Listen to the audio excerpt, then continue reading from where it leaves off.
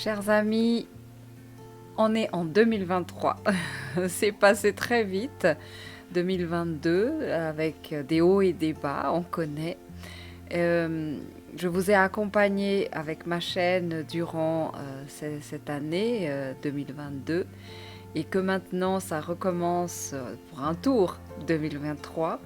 J'espère vous apporter encore plus que je vous ai donné l'année passée. Plus dans le sens qualitatif, j'espère, parce que plus en termes de quantité, ce n'est pas tellement ma philosophie. Mais bon, voilà, je vais essayer de vous offrir quelque chose d'énergétiquement qualitative. Et c'est mon objectif, en tout cas 2023. Et puis, dans le respect et le partage. C'est aussi mon credo sur cette chaîne, respect et partage. Donc voilà, chose promise, chose due. Ce cadeau pour vous, c'est le tirage annuel pour chaque signe. Donc, prenez ça comme des clés de compréhension. Si ça parle, tant mieux. Si ça tombe pas sur votre situation, malheureusement, il faut reproduire il faut refaire le jeu pour que les choses apparaissent. Donc, je n'ai pas la prétention de couvrir tous les signes qui me suivent, mais en tout cas, prenez ce qui vous parle et laissez le reste. Surtout ceux qui sont sensibilisés et peut-être qui ne sont pas prêts à voir le côté sombre de mon tirage. Quelque part, abstenez-vous c'est un peu une façon de dire différer la prise de conscience, mais quand même, c'est peut-être important, c'est un mal pour un bien, comme j'ai dit dans mon message de bonne heureuse année à vous. Voilà ce que j'ai à vous partager. On y va avec les tirages pour tous les signes. Et on se retrouve au mois de février pour le live. Toujours une grande invitation à tous, ouvert à tous, parce que c'est un moment de partage que j'affectionne beaucoup. C'est une occasion aussi d'échanger. Et puis, pour ceux qui sont sur la Suisse ou Genève, n'hésitez pas, prenez contact avec moi. Ce serait toujours un plaisir d'échanger avec vous, en direct surtout. Voilà. Alors, place au tirage. Alors, c'est parti pour le tirage annuel pour vous, les amis Scorpions. J'ai déjà disposé toutes les cartes. Nous allons voir le premier trimestre 2023 pour vous. Alors, j'ai comme l'impression qu'il me manque... Allons-y, il me manque des tas. Il me manque l'oracle bleu. D'accord. Voilà. Alors, premier trimestre, on a l'arbre de vie, on a le monde végétal, on a le travail et on a le désert. Alors, symboliquement, je vais décrire tout d'abord toutes les cartes. L'arbre de vie, ça parle d'un aboutissement, au moment où l'arbre donne ses fruits. C'est une manifestation de matérialisation d'un projet, de quelque chose qui a maturé il y a assez longtemps, qui maintenant donne ses fruits, qui maintenant, donc en cette année 2023, tous vos efforts pour concrétiser quelque chose ou que vous souhaitez démarrer quelque chose, là, les oracles nous disent oui, c'est parfait parce que les fruits de l'arbre arrivent. C'est tout bon, tous les efforts que vous avez fournis dans le plan subtil, parce que sachez-le, la concrétisation dans la matière doit être précédée d'une projection, d'une imagination et tout ce qui en va avec ça sur le plan subtil. Et une fois que c'est formé en termes d'image et d'imaginaire, ça va descendre se densifier au fur et à mesure qu'on intensifie comment dire ça, notre intention et notre imagination. Donc, la matérialisation, le fruit, prend aussi le temps d'arriver jusqu'à ce que le temps arrive. Donc il y a l'environnement à l'extérieur qui permet ça. Par exemple, le fruit n'arrivera pas qu'au moment où il y aura plus de soleil et d'eau. Donc il y a la contribution d'autres éléments externes pour que le fruit arrive. Donc le moment opportun, c'est aussi l'histoire de cycles saisonniers. Donc il y a des paramètres comme ça qui sont favorables à l'apparition de fruits.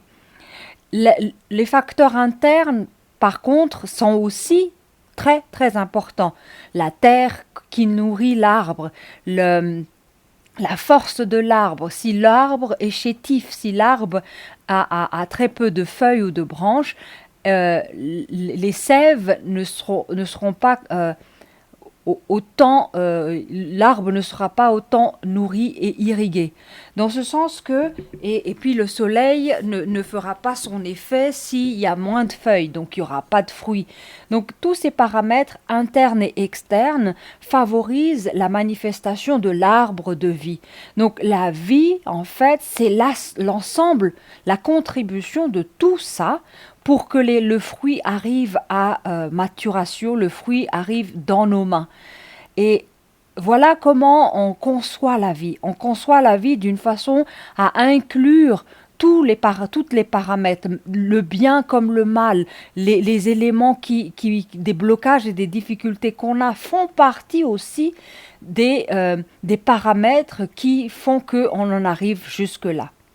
Donc ici, on a comme l'idée de l'arbre de vie, on a la carte du monde végétal.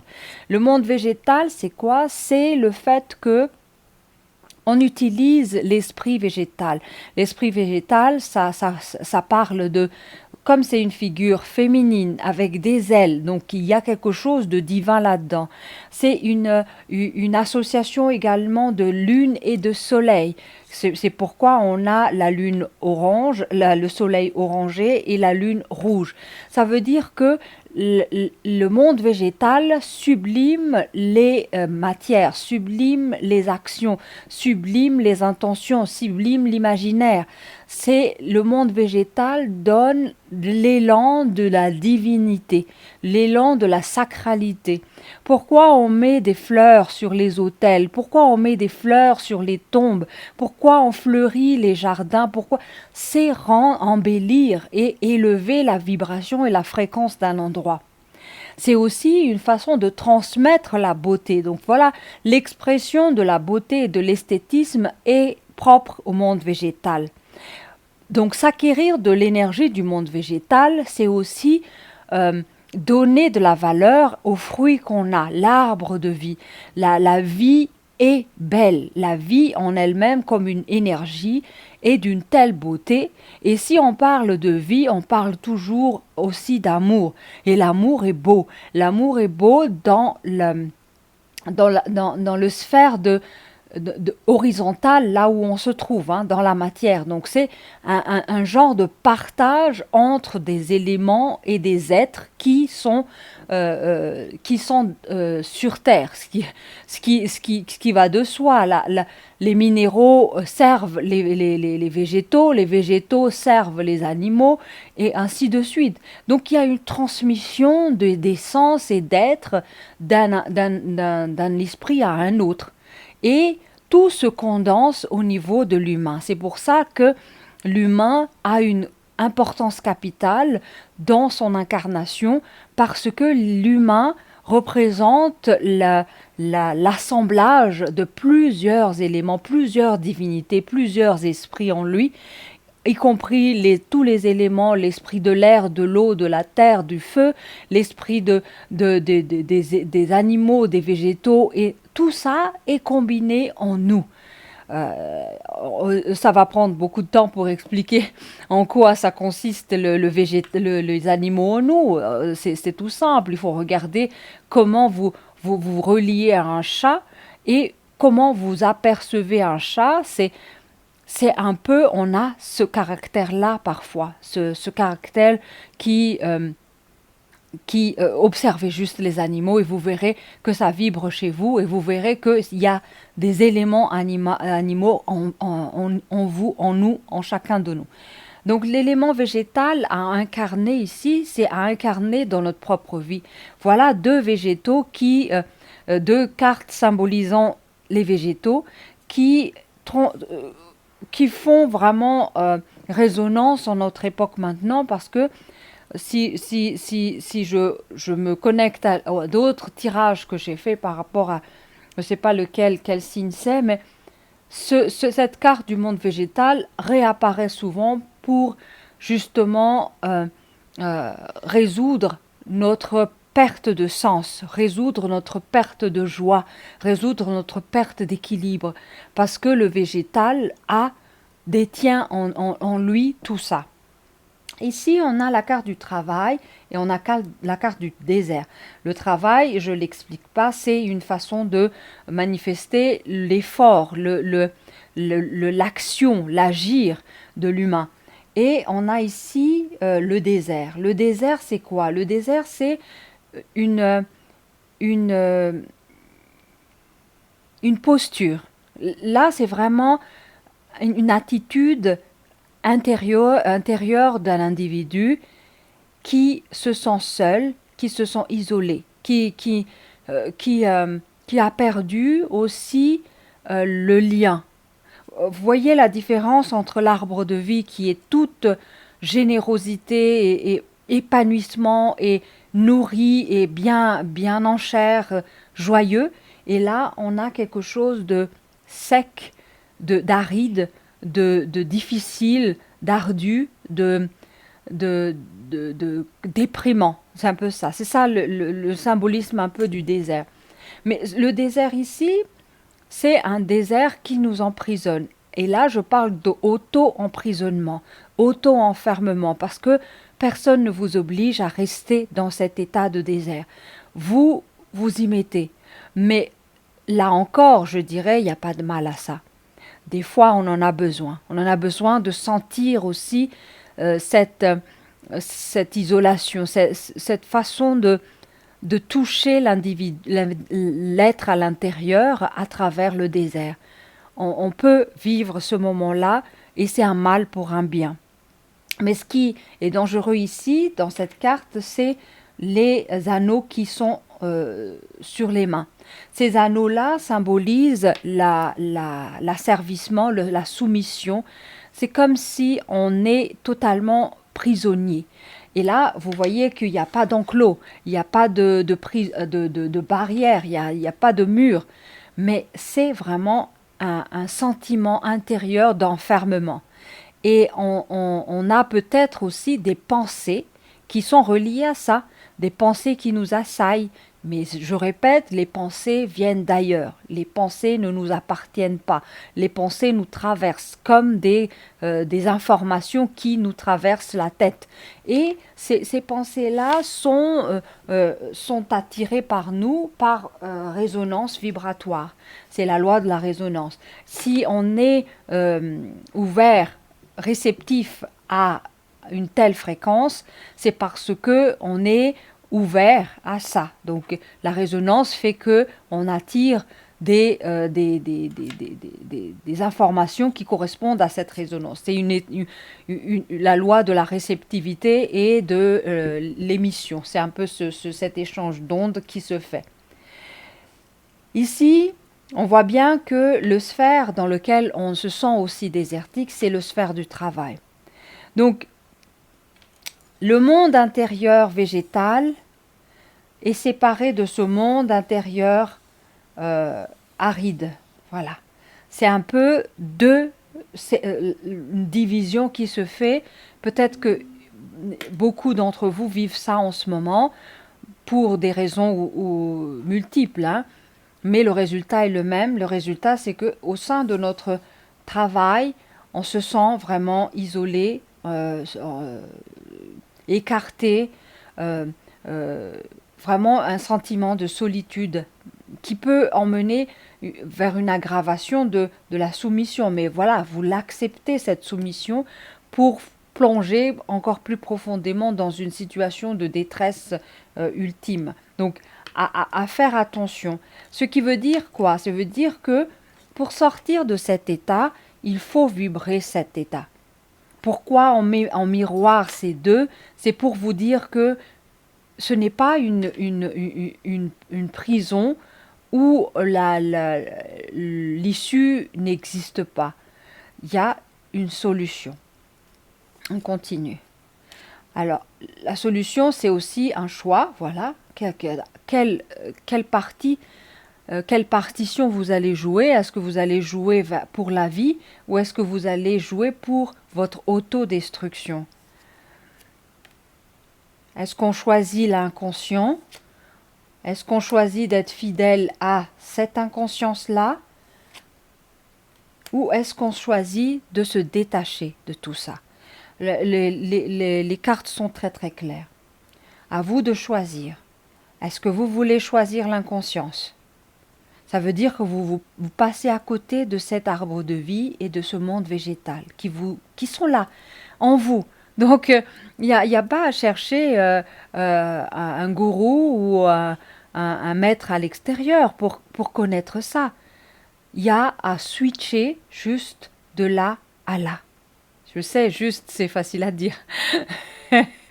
Mais voilà, on se comprend. Donc, la question, c'est où se situe votre loyauté? Est-ce que vous êtes loyal et fidèle pour la vie ou est-ce que vous êtes loyal et fidèle pour la destruction et la mort? La question du détachement est primordiale. Se détacher, c'est couper, enlever ces chaînes-là, ces menottes qui vous tiennent aux pieds et aux mains. Pourquoi les anneaux sont sur les pieds et les mains? Simplement parce que la main symbolise l'action, le donner et le recevoir. Ça veut dire qu'on se refuse même de recevoir de l'aide. On refuse aussi de donner la part de nous qui est merveilleux. Parce qu'en donnant ce qui est merveilleux en nous, on le verra se projeter à l'extérieur.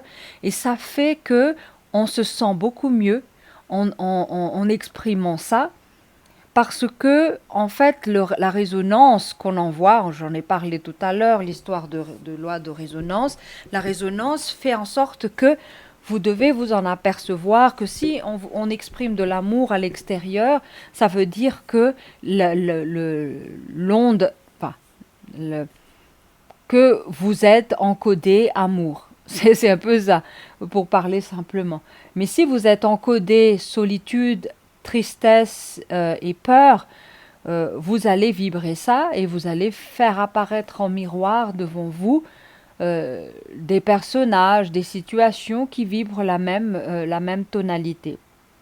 Donc ici, les mains sont symboliquement enchaînées pour dire que le donner et le recevoir ne fonctionne plus, l'action, enfin, le toucher ne fonctionne plus, tout ce qui est symboliquement lié à l'agir ne fonctionne pas. Pourquoi symboliquement on a aussi un anneau de soumission et d'emprisonnement au niveau du pied? Ça veut dire que le fait d'avancer dans la vie est coupé. Ça veut dire que on veut se fixer à un endroit. Il y a un exemple très parlant par rapport à ça. Quand on voulait dresser un éléphant, je pense que là, ça circule beaucoup cet exemple, mais je vous rappelle juste le contexte, c'est que pour dresser un éléphant, un éléphanteau, on met une chaîne à ses pieds et on l'attache à un endroit. Tout petit, cette fixation le tient. Donc il a beau essayer en étant bébé, en éléphant, il n'y arrive pas. Donc Dans sa programmation, il l'a essayé plusieurs fois. Donc il y a quand même une répétition dans ça. Pour être programmé, il faut la répétition. Donc une fois que les mémoires de cet échec est ancré dans sa tête, cet éléphant, ce bébé éléphant, même si il devient un énorme éléphant de plus d'une tonne, qui est tenu par un bout de ficelle et un, un ancrage très très voilà basique qui est même attache comme il était enfant. Le fait que il a été programmé, il ne va plus essayer de s'enfuir malgré sa taille, malgré sa force. Il se sentira toujours emprisonné. Donc l'agir est totalement coupé. Le, l'animal ne peut plus avancer. L'être ne se connaît plus à travers cette capacité de se libérer. Il se voit contraint, mais sans se voir. Peut-être que c'est vraiment dans le domaine de l'inconscient. On peut totalement ne pas comprendre qu'on est prisonnier. Cette situation peut être dénouée une fois qu'on a des comparatifs, qu'on peut voir à travers les autres la différence. Et je ne pense pas que l'éléphant arrivera à une telle conscience pour inverser son asservissement. Mais l'humain en est capable. L'humain est capable de renverser cette situation. Grâce à quoi on a cette idée de se détacher de la corde qui nous relie, qui tient nos mains et nos pieds à une situation, à une mémoire, à un programme, à un passé quelconque. Voilà. Donc le choix nous appartient. Ici, on a de nouveau la carte de l'enfant. Pourquoi je dis de nouveau? Parce que la Renaissance est tellement, tellement au cœur des oracles pour cette année 2023. Donc ça revient tout le temps. Alors ici, les oracles parlent de situations de détachement et des conséquences de ce détachement. À un moment donné, on va vivre la séparation dans n'importe quel domaine de notre vie. En termes de relations amoureuses, on peut se quitter, on peut divorcer, on peut se séparer. En termes de relations de travail, on peut être licencié, on peut démissionner, on peut subir juste des blâmes et des avertissements et des couacs aussi. Tout dépend du degré d'intensité de la séparation. En termes de santé, on peut se séparer aussi de notre santé. Ça veut dire qu'on subit des problèmes de santé. Il y a aussi une séparation dans ça. Parce qu'on se sépare d'un état en santé et on devient malade. Donc il y a une séparation. Donc dans cet état de séparation et d'échec, là, on parle d'échec en termes de travail, mais ici, on a une certaine séparation qui est démontrée par les oracles que c'est un changement, un mal nécessaire. Si on souffre des dents, à un moment donné, l'abcès est là et la dent est cariée, qu'est-ce qu'on peut y faire? On l'arrache. Il n'y a pas de choix possible. Pour arrêter de souffrir, on arrache la dent qui est pourrie. Donc il y a un mal pour un bien. Parce qu'après ça, les gencives se cicatrisent, les douleurs s'arrêtent. Donc il y a quelque chose qui évolue dans le temps, qui change, qui s'améliore. Et la notion d'amélioration est juste jugée par rapport à comment on est dans notre état conscient et inconscient. C'est toujours ce baromètre-là qui est important. À quel moment de la journée on est conscient de notre vie. C'est ça qui fait qu'on a l'échelle de notre amélioration et de notre évolution. Combien de temps vous êtes conscient dans une journée et combien de temps vous ne l'êtes. Si vous prenez conscience de ça et vous jaugez en fonction du nombre d'heures et nombre de jours pendant lesquels vous êtes totalement là et conscient et présent et vous gérez votre vie et vous gérez même, vous vivez même présent toutes vos souffrances, là, il y a quelque chose qui change en vous parce que vous êtes là, vous êtes conscient. Voilà, il y a une séparation aussi de cet état d'inconscient vers le personnage conscient. Donc, cette séparation peut être douloureuse pour les gens parce que on commence à voir les choses de façon différente. Et le risque dans ça, c'est d'avoir peur pour la suite. Ça veut dire que on n'est pas rassuré pour l'avenir parce qu'on a subi ces échecs et ces couacs et ce détachement et tout ça. C'est vrai. La période de changement, c'est toujours la période de transition qui est le plus dur. Mais on ne peut pas se rassurer pour quelque chose dans l'avenir qu'on ne sait pas. Si ça va durer combien de temps, on ne le sait pas. Mais ce que l'on sait juste, c'est que on devient de plus en plus présent, on devient de plus en plus enfant, on devient de plus en plus conscient. L'enfant, on dit à contrario que c'est le caractère puéril, imbécile, bête. L'enfant est calqué de quelque chose d'assez... que l'enfant est ridicule, que l'enfant est naïf. Mais en fait... Ce qui se passe, c'est que c'est l'adulte qui est malade, c'est l'adulte qui souffre, c'est l'adulte qui pleure.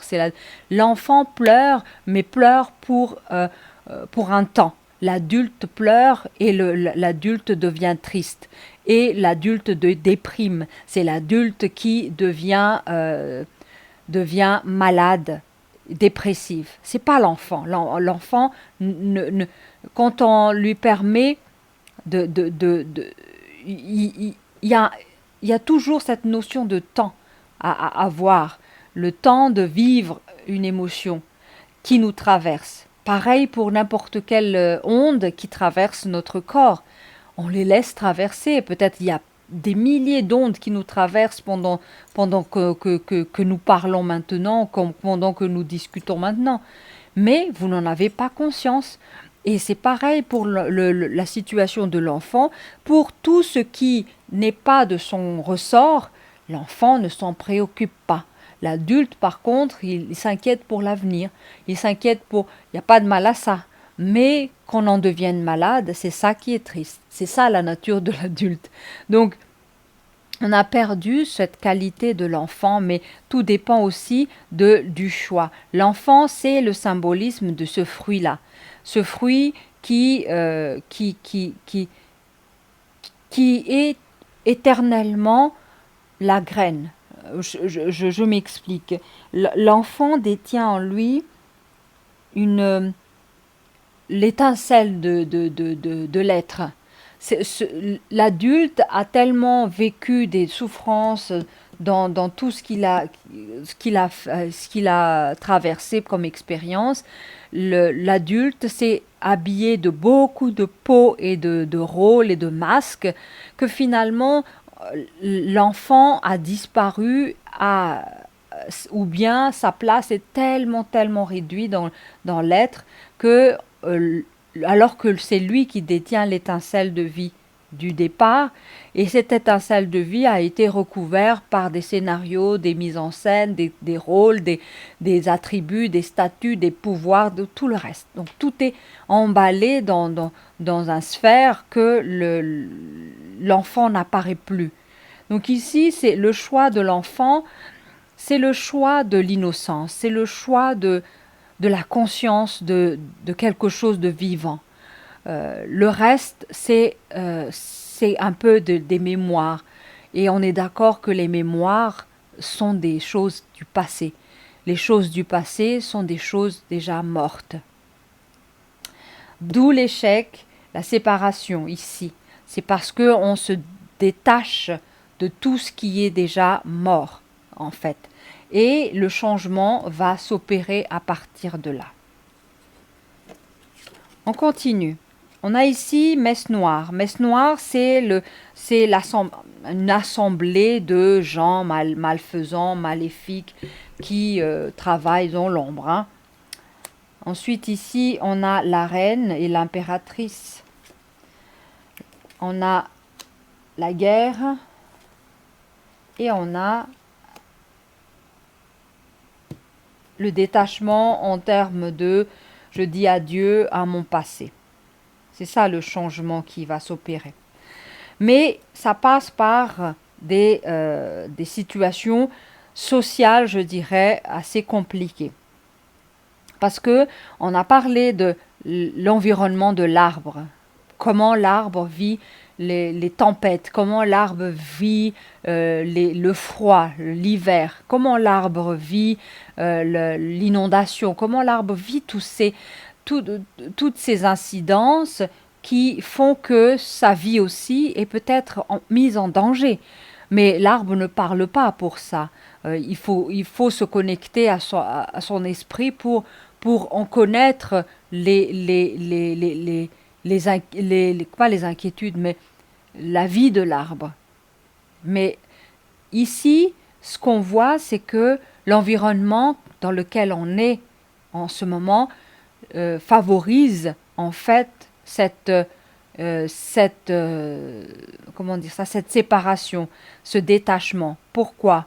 Parce que les gens, enfin nous, on a du mal à bouger, à changer, à évoluer sans la souffrance.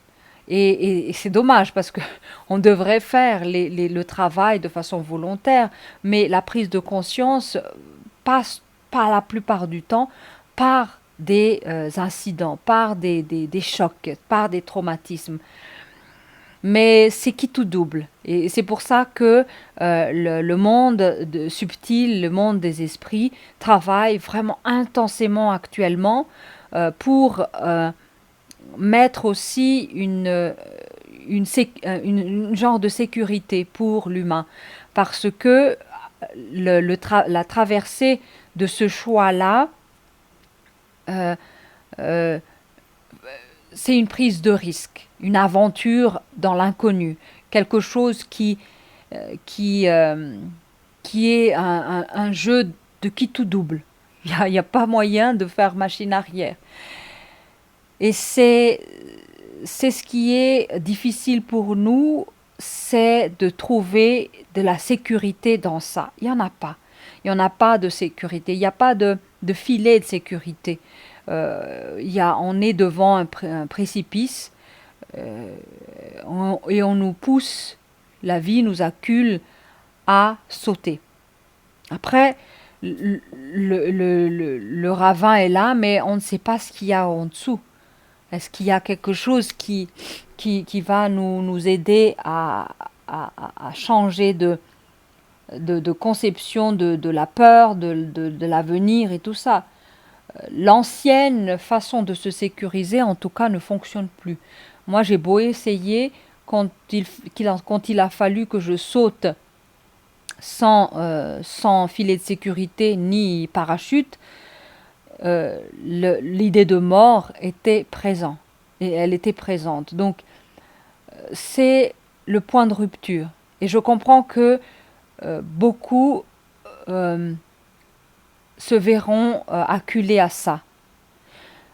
Qu'est-ce qu'on peut faire? Alors, l'erreur, enfin, ça a marché dans l'ère de poisson, de chercher des assurances à gauche, à droite, et puis manifester une façon spirituelle de s'accrocher à quelque chose. Il n'y a pas de mal à ça. Une façon de se rationaliser, de se rassurer par rapport à des êtres, des anges, c'est bien. C'est totalement normal et puis ça aide. Mais à l'ère du Verseau, il y a quelque chose, un saut quantique qu'on demande à l'être. Et ce saut quantique suppose donc le passage chaotique, le passage vers le feu destructeur. Le feu destructeur. On a dans la Bible, on a déjà vu la manifestation de l'eau. C'est l'ère du poisson, le nettoyage et l'examen et l'épreuve par l'eau. L'eau, c'est l'émotionnel et l'astral, donc on a vécu ça, on a vécu l'idée d'élever la vibration à travers les émotions, ça veut dire les émotions d'amour, les émotions de sagesse, les émotions de compassion et toutes les vertus de sainteté et tout ça. Ça, c'était vraiment véhiculé dans l'ère de Poisson. À l'ère du Verseau, en fait, c'est la purification par le feu. Et le feu est beaucoup plus costaud, je dirais, parce que on est censé déjà dépasser l'ère de l'eau. Et à travers ça, ça veut dire que c'est pourquoi on va se manifester beaucoup de, de feu dénaturé à l'extérieur, dans l'environnement. C'est pourquoi on s'aperçoit que le, le climat se détériore. C'est l'action du feu exprimée à l'extérieur dans l'environnement. L'action du feu aussi, intérieurement, c'est aussi la manifestation de la guerre, de la colère, de tout ce qui est utilisation du feu, mais d'une manière destructrice. Donc, ici, euh, je ne vais pas m'étaler sur tout ça, hein. Je vais y passer des heures. Quand je parle, je n'arrête plus. Donc, on va revenir sur le... Donc, ce que je perçois ici, c'est que le théâtre à l'extérieur est clair. Le théâtre, c'est quoi? La manifestation des scénarios dans lesquels on va vous mettre pour que vous changiez, pour que vous optez, enfin, peut-être que vous n'aurez pas le choix, mais les expériences vont être là, mis sur la table pour que vous viviez ça en vue de vous transformer par le feu. Alors, manifestation de messes noires, donc des groupes de gens malveillants, de gens... et ça combine, ça complote, ça fait des messes noires, voilà. Mais ça utilise aussi des rituels, des magies noires et tout ça, hein. Donc c'est quand même, ils utilisent quand même des égrégores assez puissants qui datent vraiment d'il y a des milliers d'années. Et puis, ils détiennent aussi ces informations-là. Mais on s'en fout parce que ils s'activent en raison de ce qui arrive, en raison d'une montée vibratoire. Et sachez-le, quand on monte en vibration, ce qu'ils utilisent comme outil, ne, nous en serons invulnérables. Et c'est ça qui les rend vraiment acculés en ce moment. Ils sont en panique. Ils ont intérêt à ce que l'humain descende totalement en vibration pour que vous soyez accessible, pour que vous soyez asservi, mis dans le désert, et puis à la merci de toutes ces expériences assez catastrophiques. On vous met l'échec en face des yeux, on vous met... Mais l'idée, c'est quoi? C'est si pour l'esprit, c'est une idée d'évolution, pour cela, c'est pour vous involuer, ça veut dire que vous abaissez en vibration. Donc, au centre de ça, c'est vous qui décidez. Est-ce que vous allez vibrer la souffrance en vivant tout ça, ou vous allez comprendre justement la subtilité de tout ce qui se trame? Et là, on comprendra pourquoi notre esprit nous laisse vivre ça. Parce que, en fait, on a beaucoup trop d'eau à se débarrasser parce qu'on est passé de l'ère du Poisson et on va maintenant passer dans l'ère du Verseau. Donc il y a trop d'eau. Il faut vider l'eau, l'eau émotionnelle, tout commence par là. Donc se détacher, c'est un peu ça, être invulnérable au niveau émotionnel. Voilà, imaginez-vous si vous ne vous émouvez plus face à des situations, face à des événements, face à des échecs ou des séparations. Vous allez être totalement au clair par rapport à ce qui vous arrive. Et sans en être vraiment basculé à gauche, à droite par vos émotions, votre état d'âme. Voilà. C'est un peu ça l'objectif de tout ce travail qui se fait au sein du monde de l'esprit, de la lumière, mais en même temps au sein du monde de l'ombre qui complote également pour que vous n'accédiez pas à une bonne fréquence pour bénéficier de la compréhension déjà de la chose, mais ensuite pour accélérer aussi cette transformation. Donc l'enjeu est de taille. Ici, on a la carte de l'impératrice. L'impératrice, elle vibre au niveau en même temps du monde végétal, donc elle incarne tout ce qui est manifestation de la beauté, mais dans l'autorité. La beauté dans la créativité, dans la manifestation, dans la compréhension des choses, dans l'intelligence, mais insufflée dans la matière. C'est un peu ça l'impératrice. L'impératrice, c'est celle qui fait l'architecture des choses, dessine tout ce qui est, rend possible l'imaginaire. C'est un peu ça le rôle de la reine, le rôle de l'impératrice. Pourquoi elle détient le fruit dans ses mains, le fruit de l'arbre de vie qui était ici. Ici, on a aussi 2 piliers. Ces 2 piliers-là, ça veut dire qu'elle a en même temps le haut et le bas, elle est au centre, c'est un peu ça. Elle est investie d'une puissance, d'un pouvoir qui vient d'en haut par sa couronne, un couronnement, mais en même temps, elle a les pieds sur terre. Elle a aussi la capacité de fructifier toutes ses énergies, toutes ses pensées, toutes ses théories, ses projets. Donc c'est un peu ça la reine. Hein. Donc il y a beaucoup de manifestations de ça. Dans l'idée de la carte de l'inconscience ici, la reine inconsciente, elle quoi? Elle matérialise n'importe quoi. Elle concrétise n'importe quoi. Elle nourrit n'importe quelle énergie, n'importe quel égrégore, n'importe quelle entité. Elle est un peu la reine inconsciente. La reine inconsciente, c'est qu'elle a de la puissance, elle a le pouvoir, indéniablement, parce qu'elle est couronnée, elle est reine. Mais arrivée sur son royaume, elle va être manipulée par tout le monde. Elle va être influencée par son inconscient, par son ignorance, par son incrédulité. Donc c'est une reine qui est, voilà, très, très, très manipulée. Donc, l'idée de la séparation ici, c'est un peu ça, hein, se séparer de cette toute-puissance égoïque, mais qui est bête. Je suis désolée, c'est pas péjoratif, hein, mais c'est vraiment pour vous conscientiser dans le sens que en vous, il peut y avoir cette attitude de toute puissance, mais avec des arguments totalement inconscients. Vous croyez toute puissante et que vous ayez raison. C'est terrible, c'est terrible. Donc ça, c'est l'image de la reine un peu déviante, un peu inconsciente. Ici, on a le guerrier. Le guerrier, c'est la manifestation de l'énergie de vie, du feu, mais pour aller à la confrontation, pour aller combattre, pour aller défier, pour aller...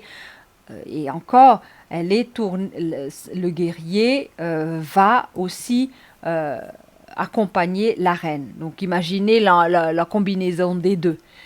Une reine qui a le pouvoir et qui invoque son guerrier pour faire la guerre. D'accord? Donc dans l'aspect positif, c'est quoi? C'est que à un moment donné, si la reine est devenue intelligente et consciente, donc elle est présente dans sa vie, elle sait qu'elle est capable, elle sait qu'elle est puissante, elle sait qu'elle est détentrice du fruit de la vie. Si on a une reine qui est très connectée à ce monde végétal, ok, mais non pas à son inconscient, d'accord, voilà la séparation. Si on a cette reine-là, qu'est-ce qu'elle va faire? Elle va invoquer le guerrier pour aller combattre les messes noires. Ça, c'est intelligent, politiquement correct, esthétiquement bien. Pourquoi? Parce que ce chevalier-là détient un feu. Les messes noires utilisent le feu. Vous voyez, au centre de ce groupe-là, on est devant un feu, mais un feu inversé. Vous voyez la croix inversée.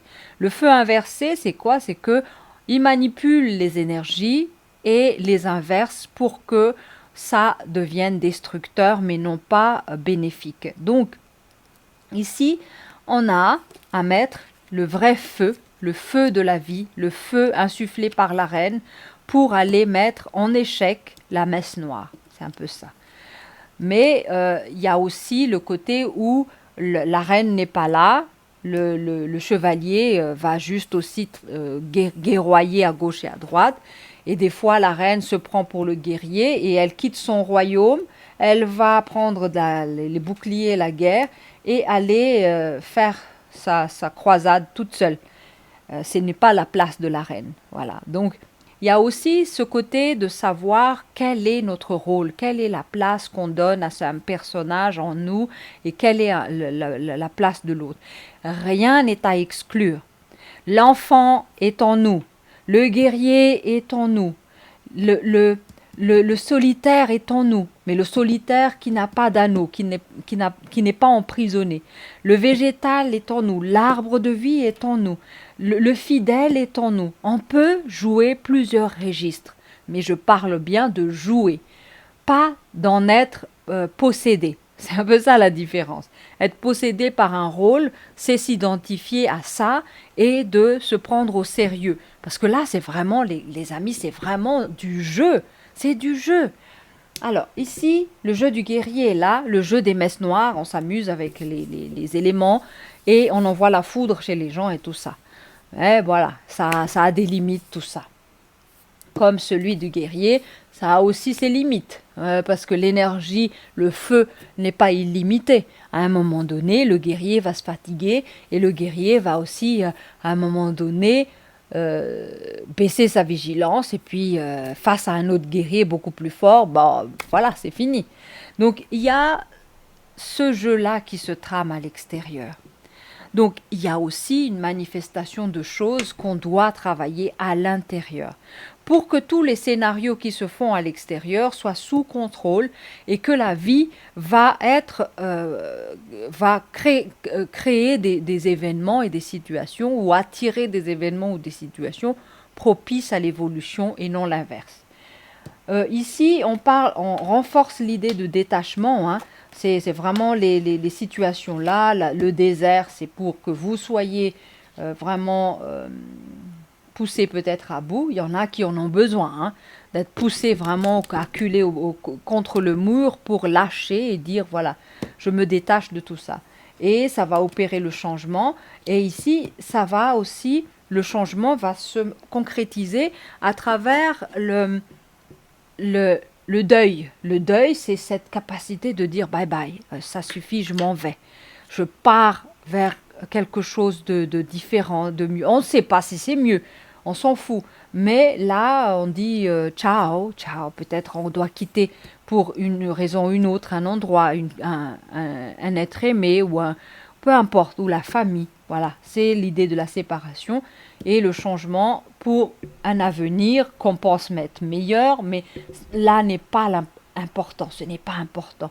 L'important, c'est quelle est la vibration, quelle fréquence vous vibrez pour que justement ce chemin-là vers lequel vous allez ne soit pas le chemin de la guerre, ne soit pas le chemin de l'échec, ne soit pas le chemin du renouvellement de séparation à séparation, ne soit pas le chemin de la messe noire, parce qu'on risque aussi de tomber dans ce groupe qui cogite pour faire le mal.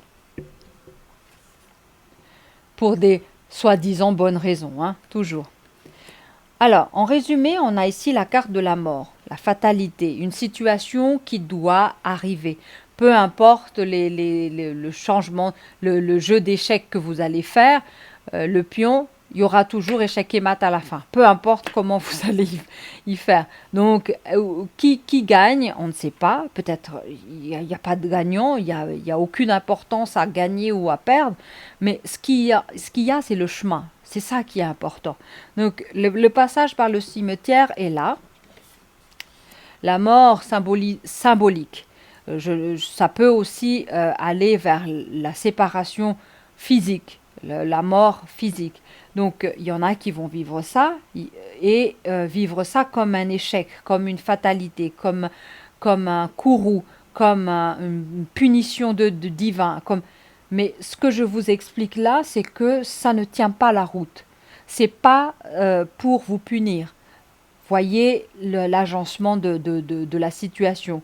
Peut-être dans 5 ans, on en reparlera et vous allez me dire « Ah oui, Anasoa, c'était quelque chose, c'était un chemin d'expérience qui m'a permis de. C'est un peu ça. Ensuite, ici, on revient sur l'enfermement et le prison, qui est la carte du désert. On a la découverte et la révélation, qui parlent de changement, et celui qui part vers quelque chose à la découverte de, on ne sait pas quoi. Et ici, on a en dernier la carte des mystères, la dissimulation. Donc ça, c'est aussi pour dire l'avenir, on ne sait pas. Les tenants et aboutissants du jeu, on n'en connaît pas. Le minimum qu'on doit savoir et que aucune personne ne daigne de le savoir, c'est la règle du jeu.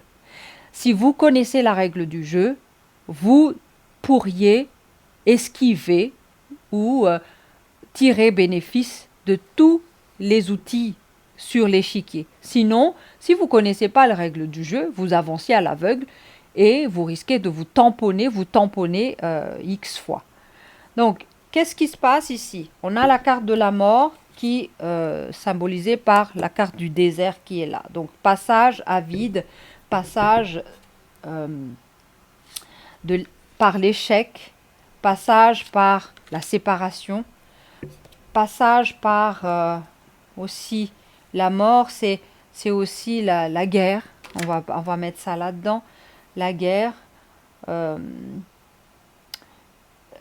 La mort, c'est quoi d'autre? Aussi les messes noires. Voilà. Tout ça se joue au service de cette mort. Je dis au service parce que au final, si on prend la distance de tout ça, on comprend la trame du jeu. Alors, ici, on parle d'enfermement et d'emprisonnement. Donc, on a également le désert, je reprends, enfermé dans le désert. On va parler également, l'enfermement, c'est aussi l'inconscience. Ok? On est d'accord? L'enfermement, c'est quoi d'autre? Ça peut être la reine qui est enfermée dans sa tour d'ivoire et qui ne voit pas et qui est inconsciente également. L'enfermement, c'est enfermé aussi dans un cycle de travail qu'on n'aime pas, qu'on souffre dedans, et ça devient un enfermement. Ok? Donc, ici, la découverte et la révélation, c'est comme si, waouh, on sort de là, on est ressuscité, on est libre, c'est un peu ça. Donc, qu'est-ce qu'on a comme symbole de liberté, symbole de découverte? On a le détachement, on a le changement, on a l'avenir, la carte de l'avenir, bye bye à tout le monde. On a la carte du choix également. On a la carte de l'arbre de vie, le végétal, parce que sachez-le, le végétal est toujours à la découverte. Une graine qu'on met dans la terre, elle a hâte d'émerger de là pour être en connexion avec l'environnement aérien, l'environnement solaire et tout ça. Donc c'est cette impatience de vivre qui est important. Et la découverte, c'est comme aussi le leitmotiv d'un enfant. L'enfant va vous dire tout le temps, laisse-moi faire, c'est moi qui fais, c'est moi qui... Pourquoi? Même les prises électriques, quand ils veulent tester les feux des bougies, l'enfant veut tester. C'est ça, la soif de découvrir. Et c'est cette étincelle, cet élan de vie qui est là. Qu'est-ce qui se passe en dernier? On a le mystère, on a la dissimulation. La plupart du temps, on parle, si c'est dans le négatif, on parle d'inconscience. Tout ce qui est voilé, tout ce qui est secret, tout ce qui est caché sous les tapis, poussiéreux et tout ça, c'est aussi l'ordre du mystérieux pour nous. Mais ça se dévoile, on y met de la lumière pour que ça apparaisse au grand jour. Et cette situation peut être positive aussi, le mystère de la vie, le mystère du jeu, le mystère de tout ce qui nous entoure. Et au moment où on sait que une partie des choses sont mystérieuses, on ne va pas s'acharner à prendre le contrôle de ça. En fait, on a toujours éduquer l'enfant à maîtriser ses actions pour agir sur la matière, sans lui apprendre la règle du jeu qui sous-tend ce monde à 3 dimensions.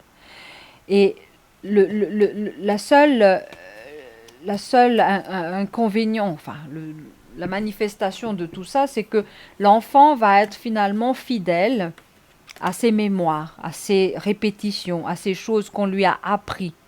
Et l'enfant va dire « je travaille dur pour ». Et l'enfant va dire j'ai le pouvoir et l'argent, je veux le pouvoir et l'argent pour. Et l'enfant, quand on ne lui donne pas ce qu'il lui veut, il veut l'arracher, donc il va utiliser la force du mal pour. Et jusqu'où l'enfant est propulsé dans cette illusion. Oui. Jusqu'à ce qu'il vive la solitude, le désert, la séparation et l'échec. Donc un mal pour un bien. Un mal pour un bien. Et le bien qu'on attend, c'est ça. Une nouveauté, le changement, l'avenir, nouveau choix, le détachement. Voilà. Pour découvrir le mystère de notre inconscient. Voilà ce qui est du premier trimestre pour vous. On va avancer. Deuxième trimestre, pour vous les Capricornes. De nouveau, j'ai pas l'oracle bleu, donc je vais l'ajouter.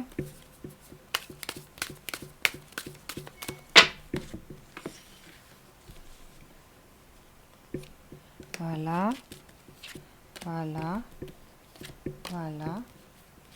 Et voilà. C'est parti. Alors, deuxième trimestre. Voilà, l'été. On y est. On a vu le monde végétal, maintenant le monde minéral. Donc on passe sur un autre registre. Vraiment, là c'est autre chose. Là, on attend des cadeaux et des progressions. Mais cette fois avec le monde minéral, avec les mémoires. C'est quelque chose de plus dense. Le monde végétal est beaucoup plus subtil. Là, c'est vraiment travailler dans la matière, dans la chair. On a la femme, on a l'homme. Donc, il y a un couple intérieur, mais un couple aussi à l'extérieur. On a l'ennemi. Ça vous rappelle pas la Genèse? Et Adam et Ève dans le jardin d'Éden et le serpent qui arrive. Gna, gna, gna, gna, gna. Une histoire. Voilà. Alors ici, ça touche la matière, c'est le commerce. Donc le monde minéral, c'est un peu ça. Si vous voyez, l'argent, c'est fait avec des métaux. Donc les métaux, où on les tire, c'est de la terre. Donc c'est pour ça que le monde minéral, on parle de ça. Pourquoi on a le cadeau et l'ennemi? Ça veut dire que, de nouveau, il y a un mal pour un bien. L'arrivée de l'ennemi, c'est aussi un cadeau de prise de conscience, un cadeau de dépassement de soi.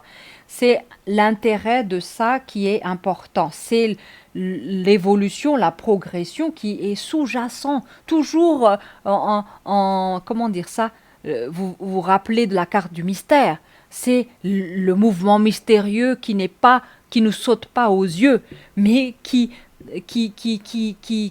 coule de source comme la nappe phréatique en dessous.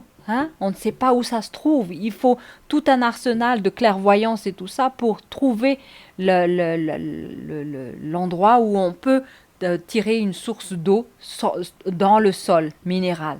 Okay? Donc, ici, on a quoi? On a la manifestation de l'ennemi au sein de l'homme, de l'homme et de la femme. Ça vibre du côté de la messe noire également, parce que l'ennemi travaille aussi en groupe et travaille dans le sens de la manipulation de l'énergie. Je viens de le dire. Donc, manipulation de l'énergie, on verra que l'ennemi va manipuler aussi le minéral. L'ennemi va manipuler aussi le commerce. Pourquoi? Pour nous atteindre. Pour nous atteindre, c'est l'ennemi qui veut attaquer, mais simplement pour nous descendre toujours en vibration, voler de l'énergie. Voilà. Et l'énergie pourtant est là, sur notre tête. C'est le soleil.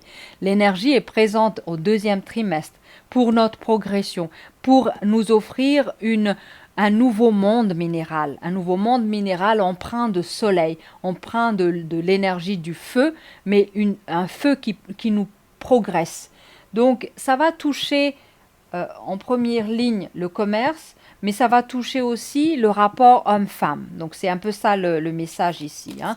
Donc le rapport homme-femme va être touché par l'énergie du premier trimestre qui parle beaucoup de séparation et de changement.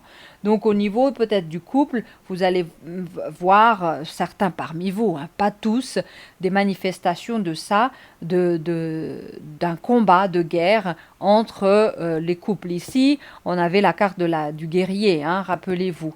Donc ici, c'est aussi une façon de dire que la lutte entre le couple va se faire, entre hommes et femmes va se faire, peut-être pas couple, peut-être des amitiés, peut-être des collègues, mais il y a quand même la mise en scène de cet opposé qui est là, ce sexe opposé qui est là, qui va aller à l'encontre de l'autre. Mais à cause de l'ennemi ici, pour lutter contre le cadeau minéral, c'est l'argent, pour lutter contre le cadeau du commerce qui doit progresser, et donc c'est l'anéantissement de tout ce qui est produit de base, tout ce qui est relations et échanges économiques, tout ce qui est en lien avec l'argent et le minéral, donc tout ça, ça va être dans ce sens-là. Hein. Deuxième trimestre. On a de nouveau la carte du choix et du carrefour. Quelles sont vos possibilités? Quels sont vos choix? Le choix vibre avec le soleil. Donc, éclairez votre prise de décision, vos pas, éclairez vos choix. Dans cette ligne-ci, il y avait aussi la carte du choix en premier trimestre. Donc là, on revient sur le carrefour. À chaque événement, à chaque trimestre, on vous demande ça. On vous demande de choisir. Là, le trimestre passé, on parle de végétal, monde végétal. Ici, on va vous demander de choisir dans le monde minéral. On a la victoire de cet homme, la victoire de l'homme en général ou de l'humain, ça par rapport au monde végétal. On est destiné à maîtriser la matière. C'est ça, on est là pour ça. On a les mains, on a les pieds qui va fouler le sol, qui va modeler l'argile, qui va donner forme à une vie. Voilà, c'est là, la femme va engendrer un enfant. Donc on a quelque chose en nous qui permet toute création, toute créativité. Ok ? Et c'est ça le cadeau. Le cadeau, c'est la maîtrise du minéral. Et tout dépend de notre choix face à la situation d'ennemi ici. Nous avons le choix d'opter pour la victoire. Le choix de la victoire, le chemin de la victoire, l'attitude victorieuse. C'est aussi ça. Ensuite, on continue. L'ennemi vibre avec la carte du voyage. Intéressant. Et ici, on va toucher aussi le domaine de la santé. Alors, ce qui est dit ici, c'est tout simplement abandonner la guerre avec l'ennemi. Ce face-à-face, cette confrontation, cette volonté d'aller vraiment jouer le jeu de l'ennemi. Je vais régler les comptes face-à-face. Peut-être c'est nécessaire. Peut-être c'est votre karma aussi. Donc, on ne peut pas empêcher. Peut-être que vous en avez besoin. Mais, quelque part, ici, les oracles disent attention. Parce que à travers l'ennemi couvre en fait le cadeau. Il y a des manifestations de chance et d'opportunités que l'ennemi voile à travers des obstacles, des difficultés insurmontables, soi-disant insurmontables. Et ici, on vous demande, prenez de la distance par rapport à ça. Élevez-vous. Le montgolfière, c'est ça. Montez, montez en vibration. C'est toujours pareil. Et ici, c'est aussi un gain de santé que vous allez avoir. Une santé économique qui va vous propulser vers une progression, la pyramide, mais aussi une santé mentale, une santé physique, une santé émotionnelle. C'est un peu ça. Donc c'est pourquoi ici on a vraiment cette carte de victoire avant même d'enclencher l'élévation. Pourquoi? Parce que votre choix, votre intention de départ va manifester directement la personnalité qu'il faut, le victorieux. Ça veut dire quoi? Le victorieux n'attend pas que la victoire arrive pour être victorieux. Avant même d'aller vers le terrain du bataille avec l'ennemi, on sait d'avance que c'est déjà gagné. On sait d'avance que l'ennemi ne va jamais y arriver. Alors, cette confiance, cette assurance, cette sécurité intérieure que vous avez peut-être travaillé le premier trimestre, rappelez-vous du changement, du saut quantique qu'on vous demande, du saut à l'aveugle qu'on vous pousse à faire. Mais une fois que vous êtes victorieux par rapport à ça, donc c'est ancré en vous la graine de l'être victorieux. Et personne ne peut l'enlever, ça. C'est minéralisé, c'est endurci chez vous, cette nature d'humain victorieux. N'ayez aucun doute sur le résultat de toutes vos actions. Du moment que vous choisissez d'être victorieux, peu importe le combat qui s'annonce, peu importe ce que l'ennemi va avancer comme attitude, comme théorie, comme subterfuge, comme manipulation, rien ne va y faire.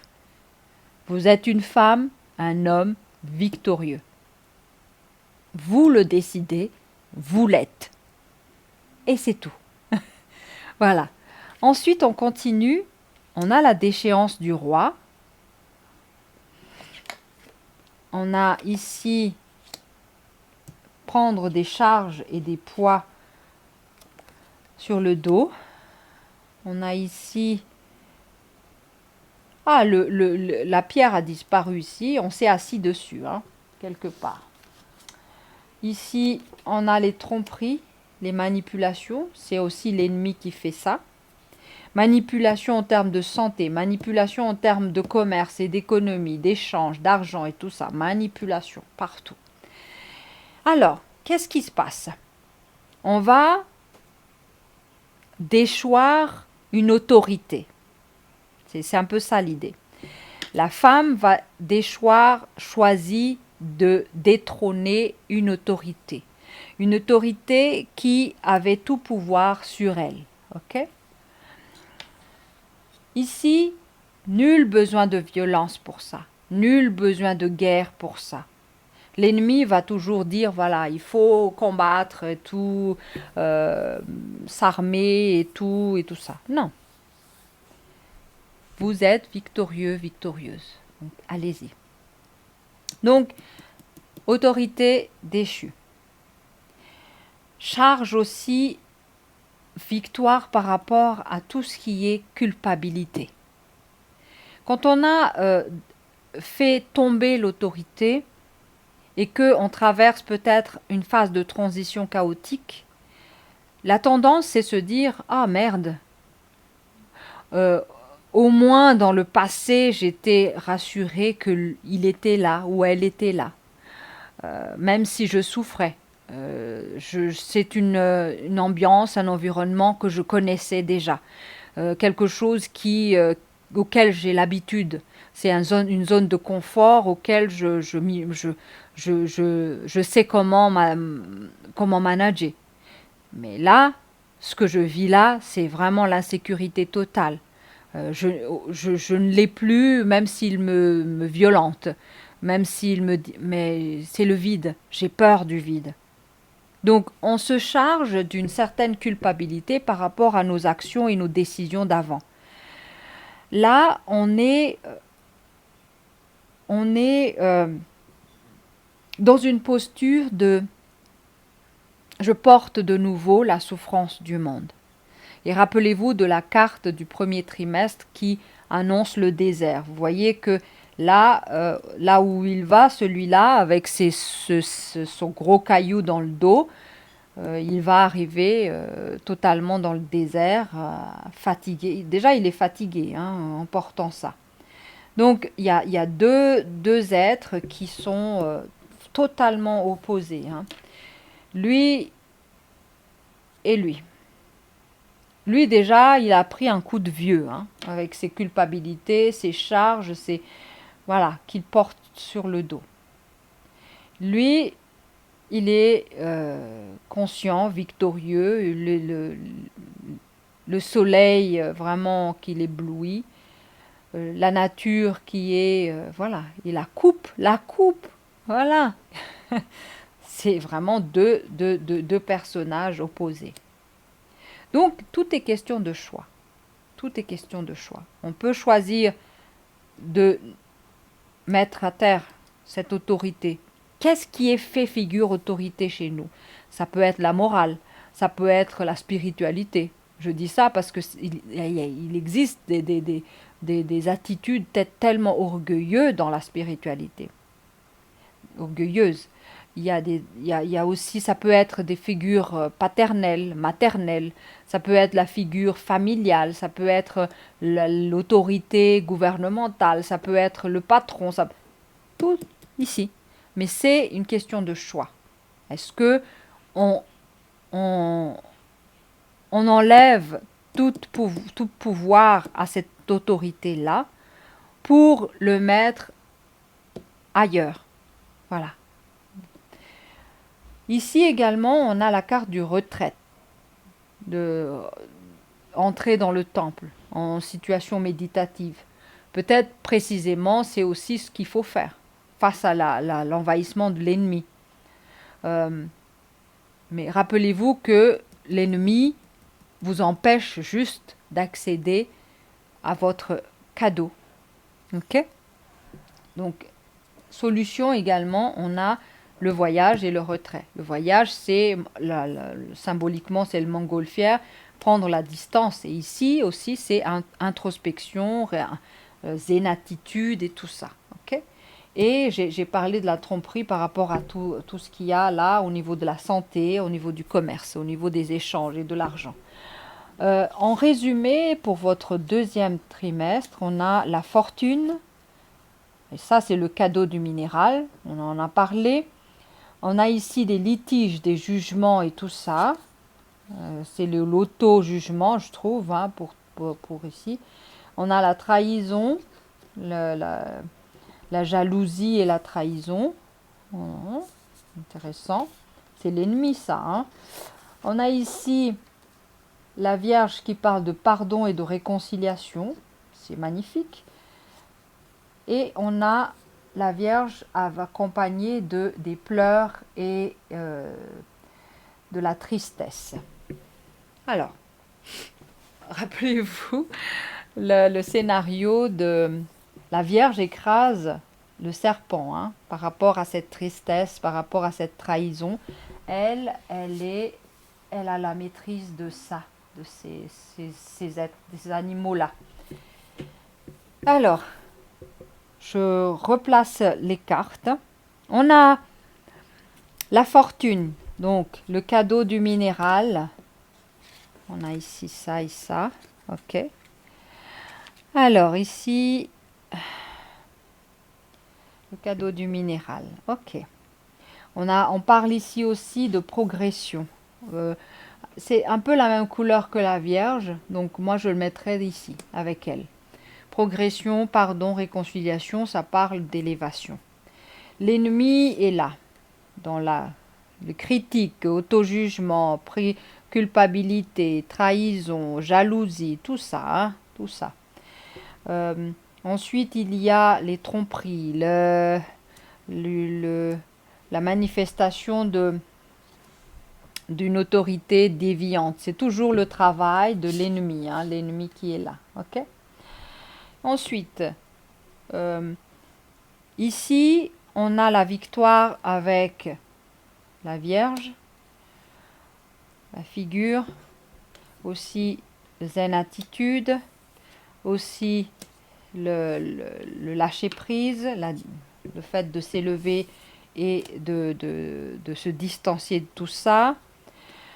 Et enfin, je mettrai aussi la déchéance d'une autorité, d'un roi, dans l'énergie aussi de la Vierge, qui est finalement une énergie solaire. Je vais dire ça, ok? Et en marge de tout ça, on a quoi? On a la place de l'homme et de la femme qui va prendre des bonnes décisions au niveau de sa santé et de son commerce. C'est un peu ça. On a l'ennemi qui va travailler contre vous. Vous avez déjà une situation clairement en cadeau de fortune et tout ça en potentiel. Si vous ne l'avez pas encore, c'est là. Ensuite, on a à travailler les énergies solaires avec la Vierge et la progression et tout ça, la réconciliation, la distanciation, l'attitude de zen et tout ça, l'attitude victorieuse, voilà, qui va aller à l'encontre de tout ce que les ennemis ont comme carte à jouer. C'est quoi? L'autocritique, la culpabilité, les tromperies, la jalousie et tout ça, et la tristesse. En général, c'est l'action maîtresse de l'ennemi contre vous pour ce deuxième trimestre. Voilà, on y va. On va passer au troisième trimestre. Qu'est-ce qu'on a pour vous pour ce troisième trimestre? Et de nouveau, je vais remettre l'oracle bleu en premier parce que j'aime bien l'oracle bleu. Hop, c'est parti. Alors ici on a quoi? Quoi et quoi? Et quoi? Je vais boire un peu d'eau.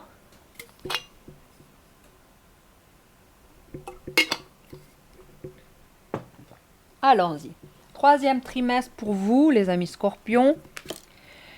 Il y a des nouvelles qui vont arriver. Nouvelles des autorités, patriarches. Carte du voyage qui revient parce que c'était déjà présent avec la montgolfière dans le deuxième trimestre. On a la carte de la nuit qui revient également parce qu'on avait la carte de l'inconscient. Je ne sais plus si c'était au deuxième ou au premier trimestre. Je crois que c'était le premier. On a la carte de l'isolement, le désert qui revient de nouveau. On a la carte de l'hiver qui parle de l'isolement. C'est le froid, la distance. On est dans une attitude assez retirée et froid. On a la carte du karma, d'accord. Ensuite, on a la carte du déménagement. Déménagement qui vibre aussi avec le détachement d'avant. Mais là, c'est vraiment concret. Déménager, c'est un peu quitter. Ok. Donc, jusque-là, on a quoi? On a encore une suite de mouvements de séparation et de détachement. Rien de nouveau.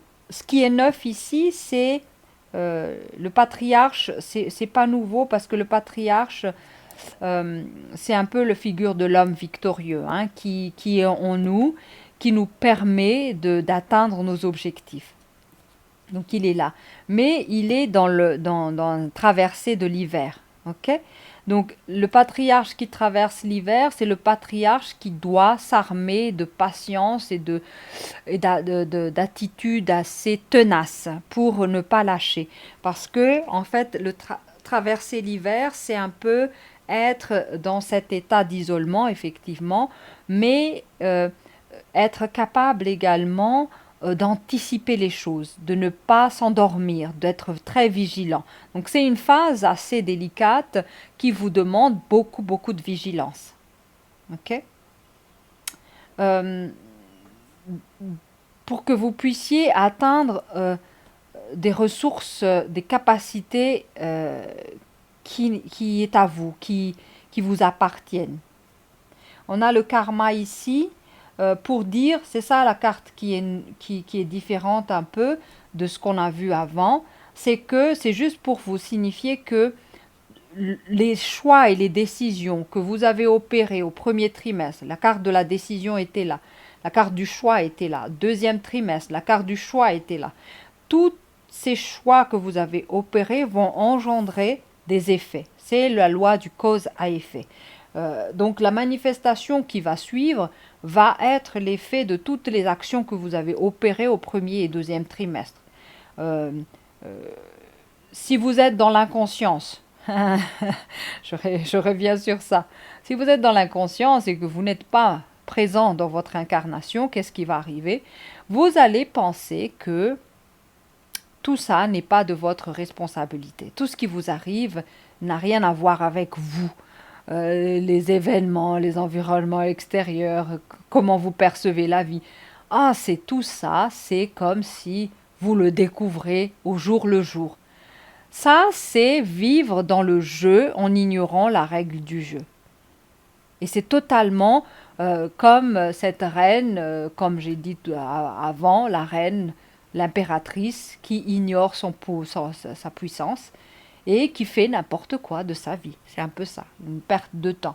Toujours l'inconscience qui est là et on subit la vie. C'est un peu ça. L'idée du karma, c'est un peu celui qui va se dire « Ah mince, je subis la vie. J'en suis à la merci. » Je ne dis pas que c'est faux, mais je dis que c'est réduire l'humain à une situation d'esclave. C'est un peu ça. C'est dommage. Ah, on a la joie, donc des nouvelles qui vont venir, qui vont vous mettre en joie, malgré l'isolement qui est là. Étonnant. On a les projections de l'ego qui est là. C'est issu de le traversé du patriarche dans l'hiver. Il a peut-être tendance à être vraiment tourné vers lui. Hein. C'est un peu ce côté narcissique, égocentrique.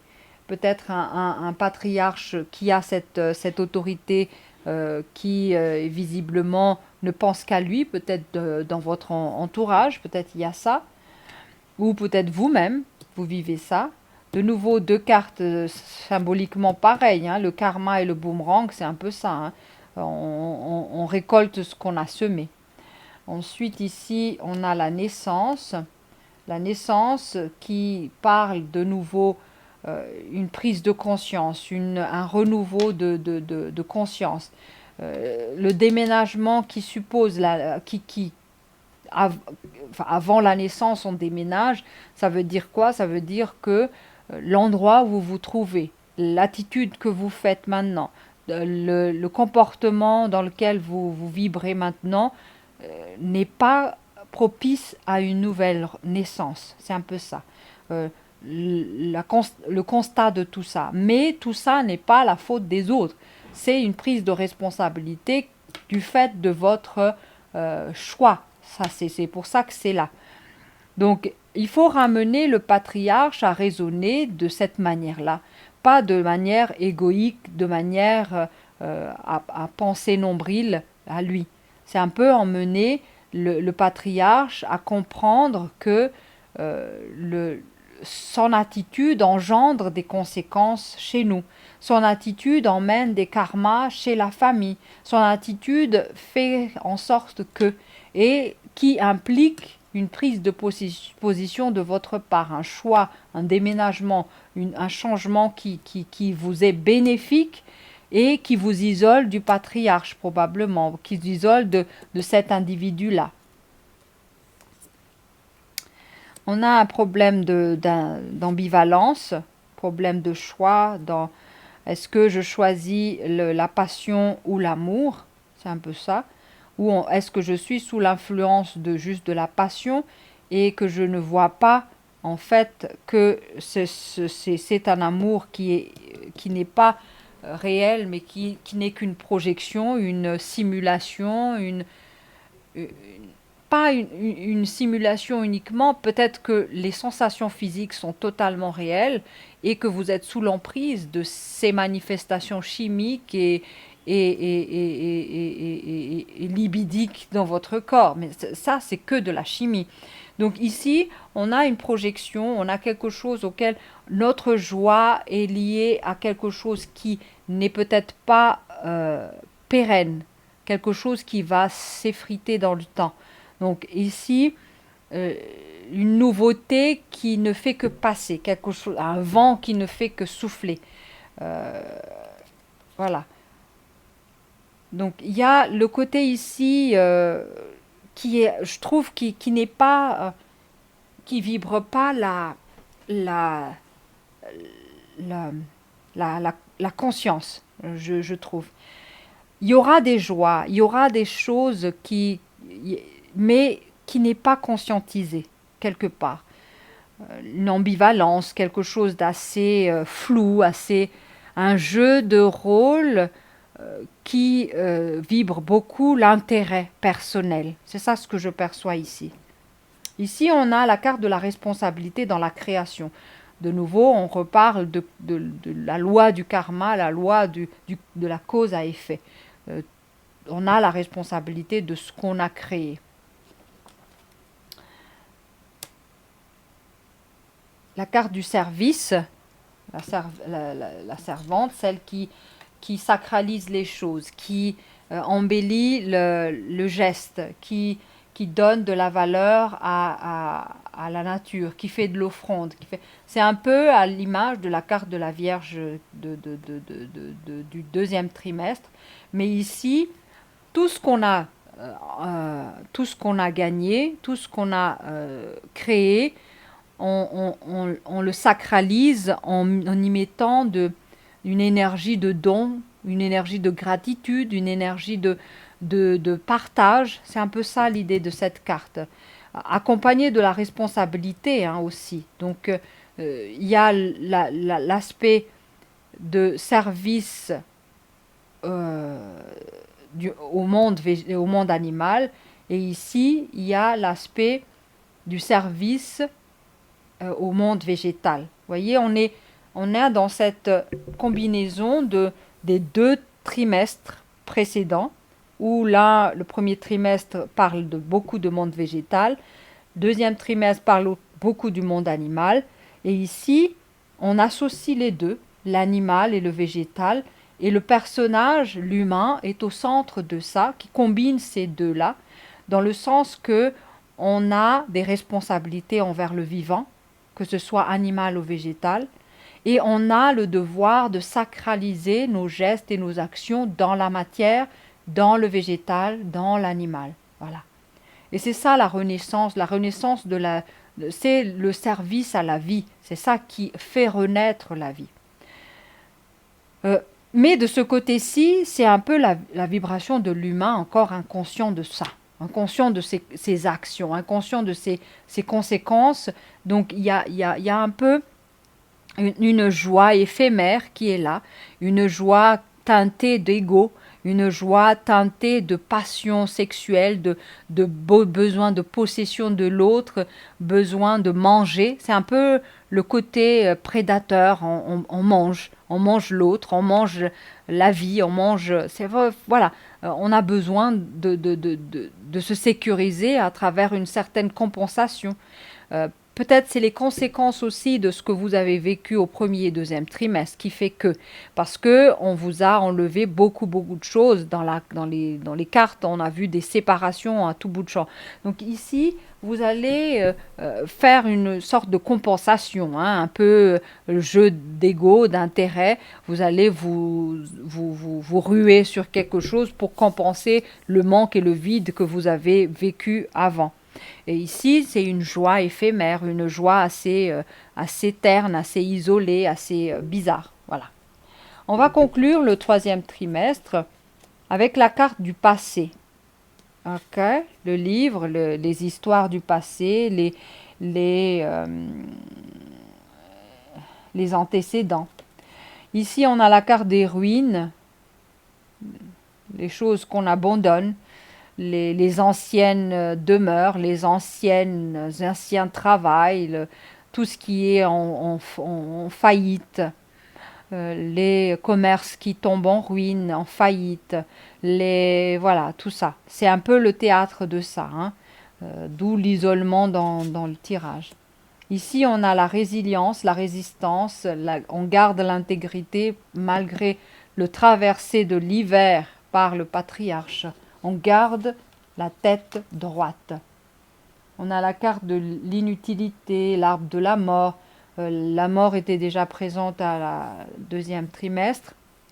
Là, l'arbre de la mort, c'est contraire au premier trimestre où on a parlé de l'arbre de vie.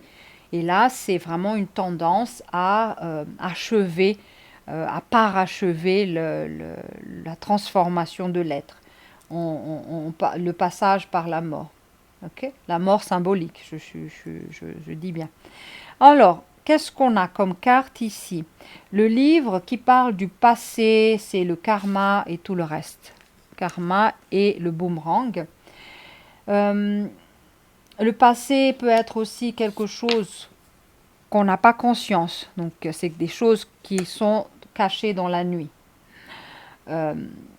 Qu'est-ce qu'on a d'autre? Ce qui parle de faillite ici, c'est quoi? Ce qui parle de faillite, c'est l'isolement. Ce qui parle de faillite, c'est aussi l'obligation de déménager, de partir à un endroit. Qu'est-ce qui est en faillite? C'est le passage de l'hiver. Non, là je parle de résilience ici, qui est le passage de l'hiver. Alors, qu'est-ce qu'on a d'autre? Le passé, c'est aussi une façon... quoi? L'inutilité, c'est aussi la sensation de l'ego, qui se sent dépassé par les événements. On a également quoi? Alors, la résilience, c'est traverser l'hiver dans la joie.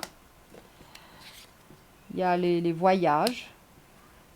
C'est un mouvement, mettre du dynamisme dans les situations stagnantes. Qu'est-ce qui est ruine également? C'est cette attitude d'ambivalent, voilà, la passion éros. Ça je viens de dire que c'est éphémère, donc c'est pourquoi je dis ça va tomber en ruine à un moment donné. Donc même si c'est joyeux et festif au début, ça va se dégrader. On a ici la résilience qui parle aussi de naissance, de prise de responsabilité, de service et de partage, de gratitude envers la vie et la nature. Le passé, c'est en fait ce qui se passe dans ce tirage, c'est on ramène l'ancien vers sa mort. C'est un peu ça ce que je perçois. On chemine. On va vraiment achever l'ancien, le karma ancien, l'inconscience, la nuit. On va vraiment achever tout ça et traverser ce passage-là.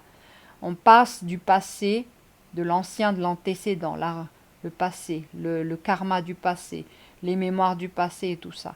On va le mettre en ruine totalement, en lambeaux, comme une genre de digestion. Ensuite, à travers tout ça, il va falloir s'armer de résilience, de force. À travers à quoi? C'est la joie, l'espoir de naissance aussi, le voyage, la prise de responsabilité, le service, le partage. Donc, toutes ces vibrations qui nous élèvent un peu. Et on traverse et on finit par tuer quoi? Stériliser quoi? La mort de l'ego. La mort de l'ego, je ne suis pas d'accord de le faire mourir, mais ça c'est symbolique, hein, parce que en fait l'ego doit être éduqué, transformé, pour qu'il soit à sa place, il soit au service de l'esprit. Je clarifie ça un peu parce que on a tendance à diaboliser l'ego, mais on en a besoin pour pour nos actions et notre vie planétaire. Sinon, on n'est pas incarné. Si on ne l'a pas, on devient un peu inapte à la vie humaine, planétaire. Voilà. En tout cas, c'est intéressant parce que le mouvement est vraiment précis ici. Voilà. Troisième trimestre, c'est fini. On passe maintenant au dernier trimestre, quatrième trimestre pour vous. On y va. Quatrième trimestre. J'ai oublié la carte de...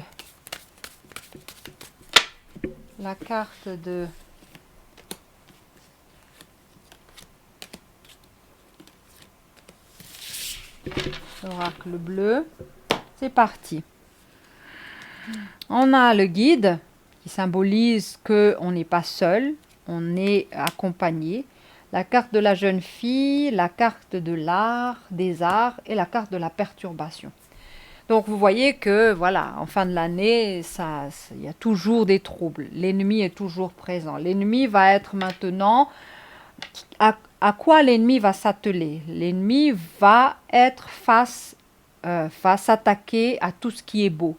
Le résultat du monde végétal du premier trimestre. Tout ce qui est manifestation de la beauté. Double manifestation de la beauté ici, c'est la jeune fille. La jeune fille ici, si vous regardez bien, c'est une attitude sereine.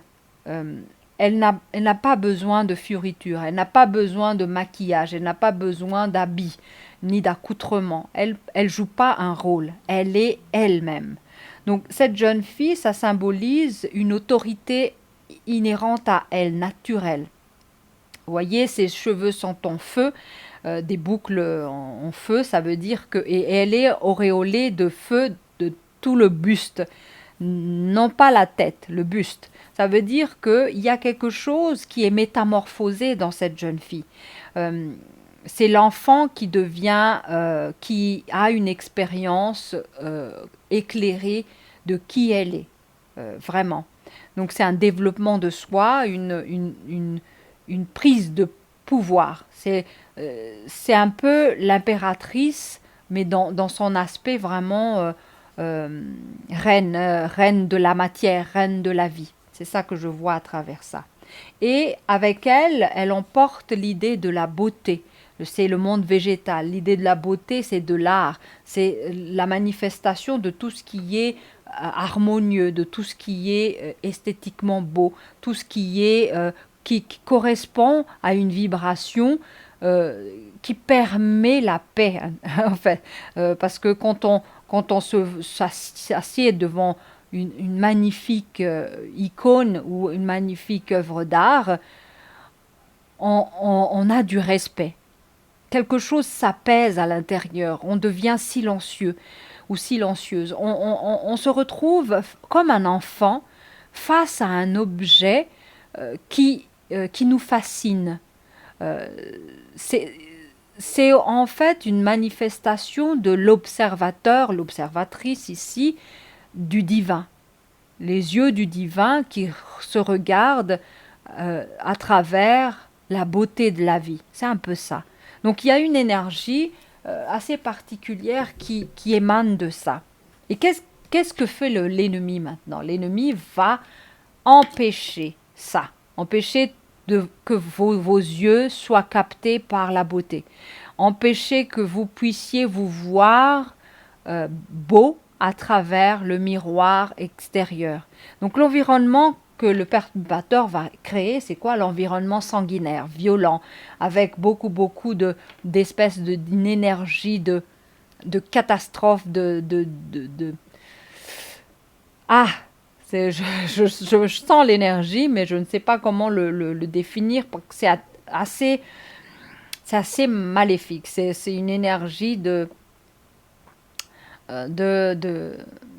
d'anéantissement par la vision, par le visuel, par l'hypnotisme inversé. C'est un peu ça ce qui me vient.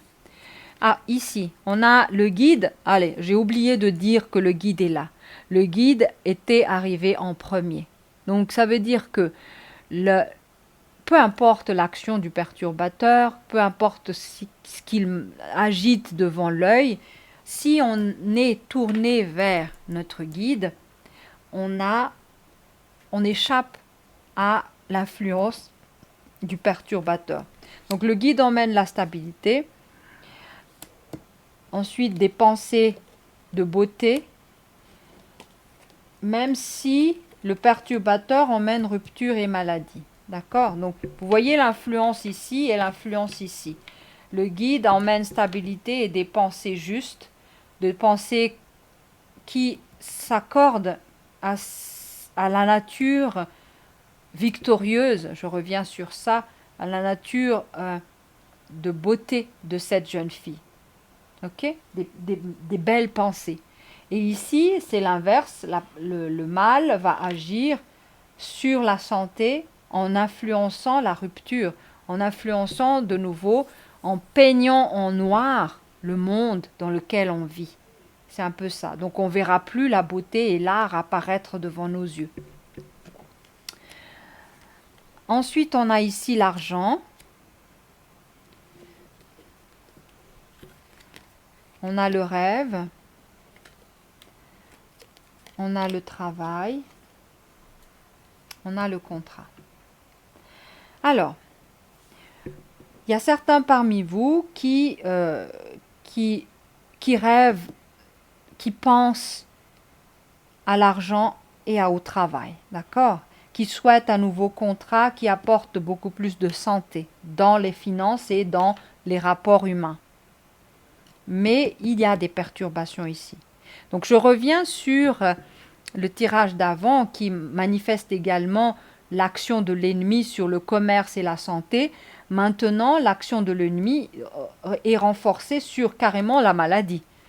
Va influencer sur la maladie. Donc, pas étonnant qu'on va voir apparaître à la fin de l'année dans votre parcours cette histoire de maladie qui va réapparaître en fin d'année. Donc, l'histoire de maladie, un engagement par rapport à ça, on ne sait pas dans quel sens, mais le mal y travaille pour que vous vous engagez dans une situation qui va vous rendre malade encore plus. Donc c'est vigilance à ce que vous allez contracter, à ce que vous allez signer, surtout en termes de votre santé, ce que vous allez accepter, que vous allez accorder au niveau de la santé. Donc vigilance. Ici, on a abouti à une rupture par rapport au travail. De nouveau, c'est répété, parce que en fait, c'est les points, les piliers sur lesquels le perturbateur va agir contre vous, c'est la santé et le travail ici. Donc il y a des ruptures par rapport à ça. Ce qui est là, c'est quoi? C'est à la différence de ça. Ici, ce qui vibre ici, c'est le guide va emmener votre stabilité en matière financière. De votre côté, vous avez à penser, à rêver, à imaginer cette stabilité financière. Donc, il y a une certaine collaboration entre vous et votre guide. Le guide va vous mettre en situation de stabilité. Rappelez-vous de ce qu'on a dit par rapport à l'attitude d'une décision victorieuse d'office, sans attendre les résultats. Et c'est pareil, parce que maintenant, l'acteur qui va vous permettre d'avancer dans cette assurance-là, c'est lui, c'est le guide. Et moi, je dirais, le guide le plus ultime, c'est l'esprit, votre soi supérieur. On peut le décrire de plusieurs noms, mais voilà. Rappelez-vous, le rapport avec ce guide, c'est un rapport d'égal à égal. Vous n'avez pas à rendre dévotion à votre guide. Le guide est là pour nous guider. Donc, ce qu'il y a, c'est qu'on fait l'erreur avec nos émotions, avec nos états d'âme, de venir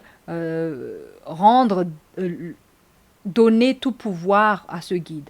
Ce guide est un être qui nous aide, qui est à notre service. Il le fait avec beaucoup comment dire ça, de, de disponibilité. Il est là pour ça, en fait. C'est comme on a assigné un travail à un être. C'est valable dans le monde où l'on vit. Hein. Quand on a donné mandat à quelqu'un de guider quelqu'un, par exemple un mandat de coaching, on ne va pas rendre divin notre coach. C'est une erreur monumentale. Parce que le coach n'est là que pour faire traverser une phase de transition, pour que vous soyez rétabli dans votre nature véritable. Donc il y a une erreur. Il ne faut pas diviniser le guide. Le guide, émotionnellement, on va s'épandre, oh non, non. Non, c'est pas comme ça que ça marche avec le monde subtil. Le monde subtil est là pour être au service de l'humain, mais au service d'un humain conscient, au service d'un humain qui est connecté avec sa conscience et son esprit. Sinon, bien sûr, le guide va se moquer de vous. si il n'a pas l'impression que énergétiquement vous n'êtes pas d'égal à égal à lui, vous allez réclamer quoi? Non, ça ne marche pas. Donc il faut une certaine hauteur de fréquence pour être d'égal à lui. Donc du moment qu'on a conscience de ça, il n'y a pas besoin de diviniser ou d'avoir des dévotions avec nos guides. Ça, c'est une petite parenthèse que je mets.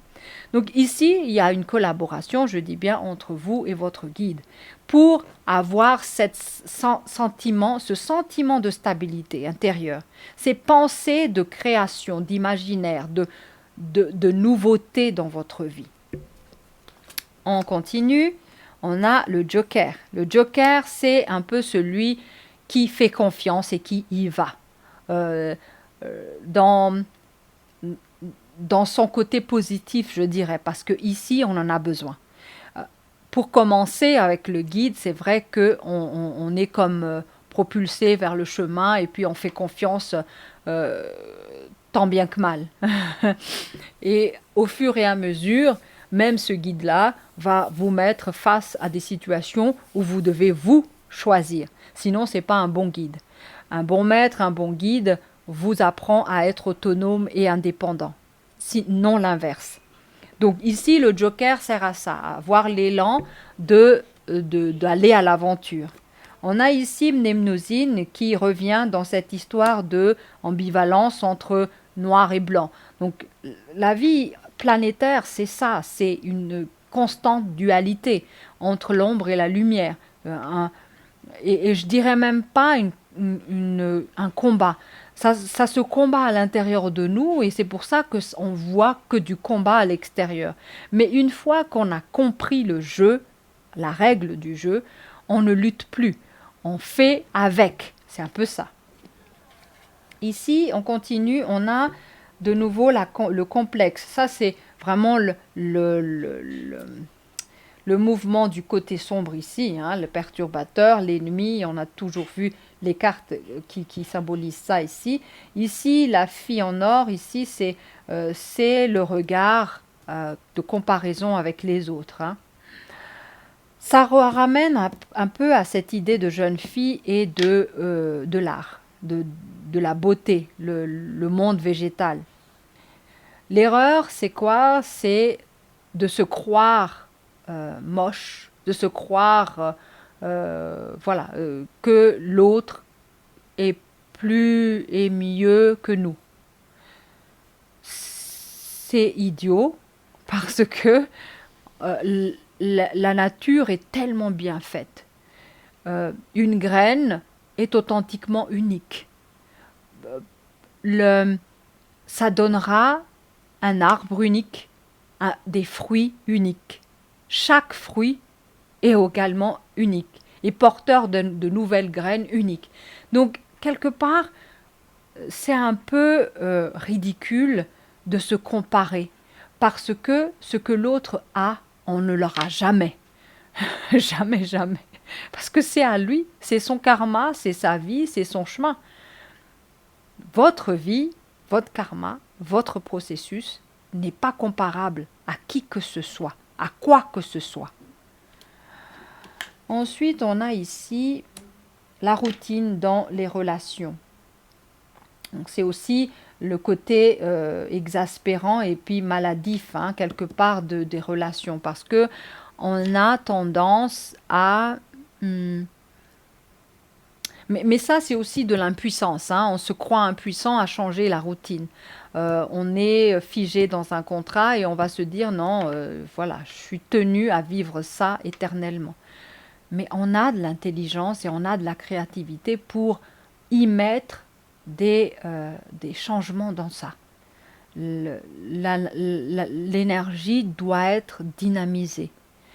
Le propre du mal et de l'ennemi va faire en sorte que tout ça va stagner, au ralenti, ça se refroidit. Pourquoi? Parce que à ce moment-là, votre fréquence est très très basse. Qu'est-ce qui est différent quand on met le feu à du bois? C'est que comment dire ça? La vibration de cette matière change. Ça devient plus léger, plus éthéré. C'est vrai que le côté éthérique ultime, c'est l'énergie solaire. C'est comment dire ça? C'est un degré très très très élevé.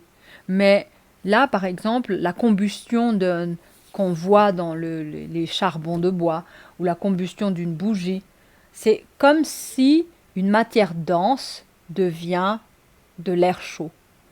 Vous voyez le changement d'état que ça procure.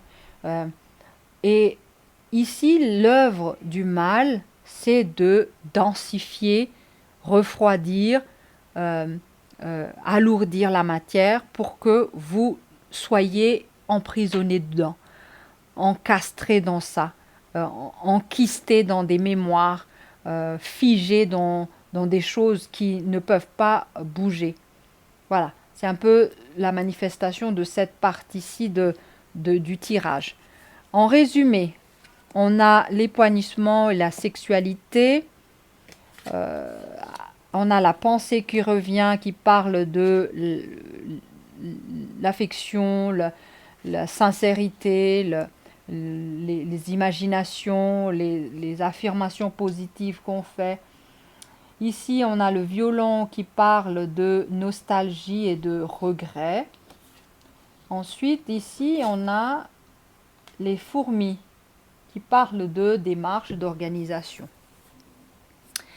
Qu'est-ce que ça nous résume? Ça nous résume un état d'esprit. Ok? Alors, ici, l'épanouissement sexuel, c'est un peu l'idée de mettre du beau dans la vie. Ok? C'est un peu ça. Parce que sachez-le, l'énergie sexuelle, c'est l'énergie de la créativité. Dans son aspect charnel, dans son aspect matériel. Après, ça change en vibration, ça passe par exemple dans un registre beaucoup plus allégé parce qu'il y a le plus de feu. Donc on a l'énergie par exemple d'ici qui va se transférer là en termes de pensée beaucoup plus éclairée, beaucoup plus... Donc même la couleur change, hein, du rouge. Et là où c'est un peu plus délicat ici, je ne dirais pas que l'énergie sexuelle est mal, mais ça vibre... plus proche, un peu plus basse que les autres vibrations, donc accessible à toute perturbation. Et c'est visible dans le sens où le plus dur des épreuves en termes énergétiques, c'est au niveau du couple. Et c'est là, c'est le terrain le plus difficile à surmonter pour l'humain. Et c'est là où on a beaucoup d'apprentissage à faire. Ok? Donc, à l'affection, ici, de nouveau, vous regardez deux fleurs pareilles, la pensée. Une pensée élevée, une pensée positive, une pensée empreinte d'énergie subtile, bienveillante. Une pensée qui est sous l'égide du guide. Une pensée qui cherche la stabilité. Une pensée qui rêve de belles choses. Une pensée qui Voilà. Ici, on a le regret et tout ça. Alors, le regret par rapport aux ruptures, par rapport à la santé peut-être, par rapport à notre ambivalence, notre indécision, notre côté euh, euh, qu'on ne sait, on est ballotté entre le noir et le blanc. Il y a également les pensées négatives, voilà, qui influencées par le perturbateur, cette lignée pensée. On a la jalousie qui est née des comparaisons. On a aussi quoi? Une pensée de lassitude et d'insatisfaction dans le travail, par exemple. Ok. Ici, dans les démarches et les organisations, on a le travail à faire, on a des contrats à signer. Ici, on a l'argent qui est en jeu. Et lui là, c'est lui qui se balade un peu partout. Et je vous dis sincèrement, ça rejoint un peu le,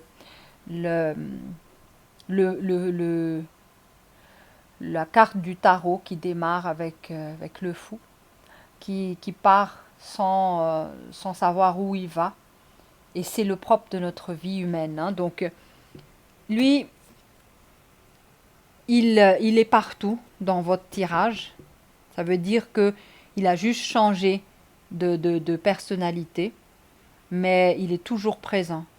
Cette nature de partir à l'aventure est là depuis qu'on est né ici, depuis qu'on s'est incarné.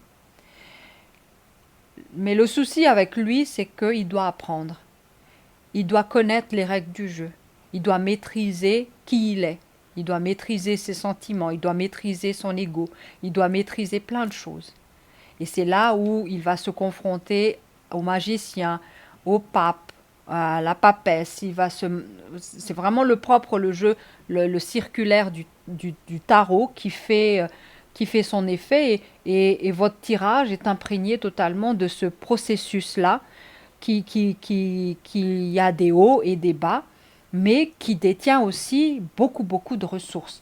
Donc n'hésitez pas à revenir sur les trimestres pour vérifier les clés de compréhension. Peut-être que ça ne parlera pas pour vous maintenant, mais rappelez-vous, quand ça va arriver, d'aller revérifier peut-être qu'il y a des clés de compréhension qui vont vous servir au moment opportun, mais qui n'est peut-être pas visible pour l'instant parce que ça, c'est une projection.